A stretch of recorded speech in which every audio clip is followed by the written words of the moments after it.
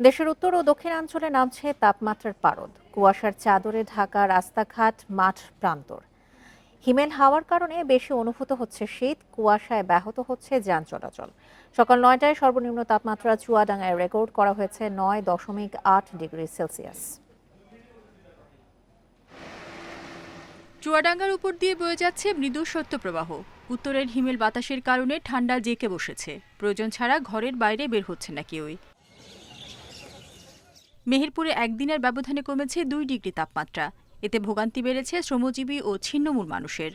হাত পা চোখ টাটি দিয়েছে আর এর সাথে বাতাস হয়েছে, বুঝলে, খুব শীত। প্যাসেঞ্জার উঠছে না, এত পরিমাণ ঠান্ডা। পঞ্চগড়ে শৈত্যপ্রবাহ না থাকলেও কুয়াশা ও ঠান্ডা বাতাসে হাড় কাঁপানো শীত অনুভূত হচ্ছে। কৃষিকাজ ব্যাহত হওয়ার পাশাপাশি রোজগার কমেছে শ্রমজীবী মানুষের।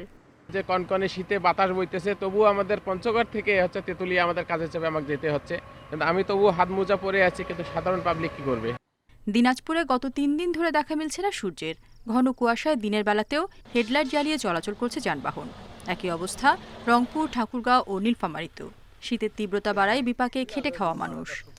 এখন শীত কয়েকদিন ধরে খুব বেশি, এমন শীত মানুষ আগুন ছাড়া বাঁচতে পারে না। প্রচুর ঠান্ডা, ঠাকুরগাঁও ঘর থেকে বাইরে হওয়া যায় না। রাত থেকে এখন পর্যন্ত মনে করেন আপনার কুয়াশা দিয়ে ঢাকানো, কিছুই দেখা যাচ্ছে না। মেঘলা আকাশ ও ঘন কুয়াশায় শীতের তীব্রতা বেড়েছে বরিশালেও। দুপুর পর্যন্ত দেখা মিলছে না সূর্যের। দিনের তাপমাত্রা আরও কমার পূর্বাভাস দিয়েছে আবহাওয়া অফিস। রেশমি নন্দী, ইন্ডিপেন্ডেন্ট নিউজ।